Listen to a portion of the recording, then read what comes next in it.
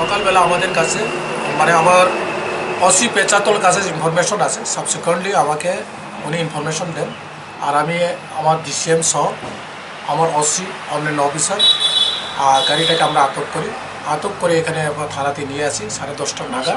থানার সামনে নাকাতে আমরা এটারে ডিটেইন করছি। তারপরে এক্সিকিউটিভ ম্যাজিস্ট্রেট এবং পরবর্তী সময় আপনারা সামনে আমরা গাড়িটা সার্চ করছি। গাড়ি নাম্বার হচ্ছে UP62T 4239 10 চাকার গাড়ি। আর এটার পেছনে একটা আলাদা চেম্বার তৈরি করে এটা মডিফাই করে এখানে লোকায়িত অবস্থা ছিল।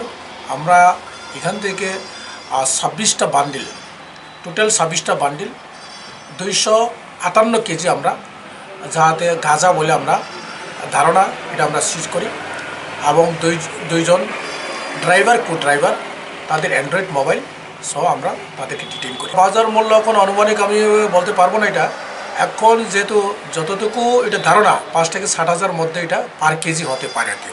তাহলে 258 কেজি ইন্টু এভাবে লামসাম একটা গাড়িটা আগরতলা থেকে টুয়ার্ডস চোরাইবাড়ির দিকে যাইতে আসলো। তখন আমরা খবরের ভিত্তিতে আমরা ডিটেইন করে এই গাড়িটারে থানাতে নিয়ে আসি। ড্রাইভারের নাম হচ্ছে রবি কুমার, যেটা উনি আমাকে বলছিলেন, আর ও ড্রাইভার হচ্ছে সঞ্জয় রায়। দুইজনটা আমরা ওনাদের বাড়ি